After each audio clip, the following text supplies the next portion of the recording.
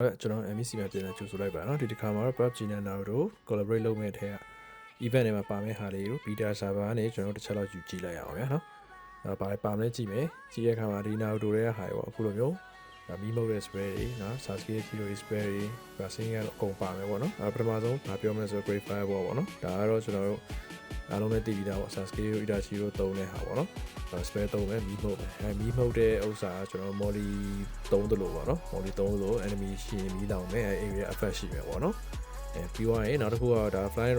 Rising ကတော့ဒါ Naruto ရဲ့ဖြစ်ပေါ့နော်ဒါ Minato သုံးတဲ့ဥစ္စာပေါ့သူကဒီမှာဆိုရင် dagger လေးကိုကိုလိုချင်တဲ့နေရာပေါက်လိုက်မယ်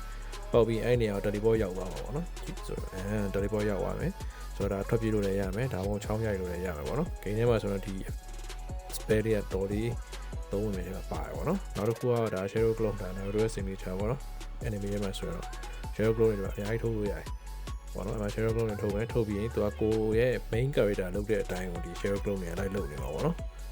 ဆိုတော့ enemy ကိုတစ်ခါကြလို့ရှိရင်သူတို့နေစိတ်အားကိုနောက်အောင်လုပ်လို့ရတယ်ပေါ့ဗျာဆိုတော့ရုပ်တရက်တွေကသွားကြည့်ရင်ဒီထဲကဒီ event ကကျွန်တော်တို့ Apex Legend နဲ့အောင်လည်းသွားတူလို့ဖြစ်တယ်ပေါ့နော် Apex မှာဆိုတော့ဒီ Apex ဆိုလို့ကျွန်တော်သိပြီးသားပါ spell တွေပါတယ်ဥစားပေါ့နော်ဒါကတော့နောက်တစ်ခုက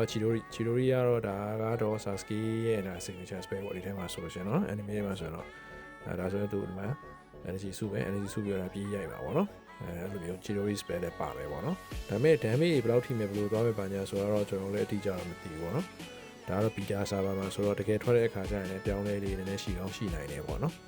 လက်ရှိဒါ beta server ဥစ္စာကိုပြနေတာဆိုတော့ဒါနောက်တစ်ခုကတော့ဒါ Rasen ကတော့ဒါအားလုံးသိပြီးသားပဲပေါ့နော်ဒါ Naruto ရဲ့ signature spell ပေါ့နော်အဲ့ဒါစုပဲပြီးရင်ပြေးရမယ်ကွာ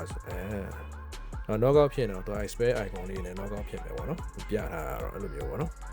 ဒါနောက်တစ်ခုကတော့ကျွန်တော်ဒါကတော့နေရကာပေါ့နော် short နေရပေါ့ map wall ပေါ့ဒီဥစ္စာလဲကတ်တွန်းထဲမှာဆိုရင်တော့ကျွန်တော်တို့Ninja 1မှာလည်းသုံးရတယ်နောက်တခြားနေရာတော်တော်များများမှာလည်းသုံးတယ်ပေါ့နော်art style ပေါ့နော်ဆိုတော့ဒီမှာဆိုရင် enemy ကိုကာမယ်ဒါနေရာကိုပြင်ဖြိုလို့ရမယ်ပေါ့နော်ဆိုတော့ဒါလည်းမစိုးဘူးတကယ်ပွဲထဲမှာဆိုရင်ဒါ effect အသုံးဆင်ပြေမယ်ပေါ့နော်ကဲဒါကတော့အားလုံးကြိုက်မဲ့ဟာပေါ့ဒါကတော့ဒါ Ninja Run ပေါ့နော်Naruto တွေကလိုမျိုးလက်လေးနောက်ပြစ်ပြီးပြေးမယ်ပြီးရင်ခုံလာရဆန် Ninja တို့ခုံတဲ့ဟာရှိမယ်ဒါပေမဲ့လုံးဝမိုက်သွားတခုအားဒီမှာရေပေါ်မှာလမ်းလျှောက်တော့ပြေးလို့ရတယ်ပေါ့နော်ဆိုတော့အဲ့ပြေးရဲ့အခါမှာအဲ့အောက်မှာပေါ့နော်ပြထားတယ်သွေးဖားလေးရဲ့အပေါ်မှာပေါ့နော်အဲ့မှာတဖြည်းဖြည်းရော့သွားတယ်ပေါ့နော် enemy တိုင်းပြောမယ်ဆိုတော့ chakra ပေါ့ဗျာgame ထဲမှာဆိုတော့ထားပါ energy system ဘာညာအမျိုးစုံပြောမှာပေါ့မာနာဘာညာအကြိုက်လို့ပြော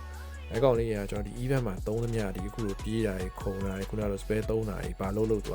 သုံးလို့ရှိရင်အဲ့ကောင်လေးတဖြည်းဖြည်းချင်းရော့တယ်ပေါ့နော်ပြီးအချိန်တန်တော့ recover ပြန်ပြည့်ရပေါ့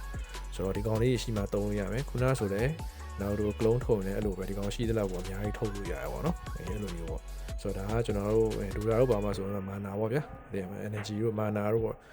ကတ်တွန်းတဲ့အတိုင်းဆိုတော့ဒါကတော့chakra သုံးနေပေါ့အဲ့လိုမျိုးပေါ့ဗျာနော်ဆိုတော့ဒါလေးကဒီ event မှာလာမဲ့တဲ့တချို့ဟာလေးဖြစ်ပါတယ်နော်တကယ်ထွက်လာတဲ့အခါကျတော့ဘာတွေပါမလဲဆိုတော့ကျွန်တော်တူစောင့်ကြည့်လိုက်ရအောင်ဗျာအားလုံးကျေးဇူးတင်ပါတယ်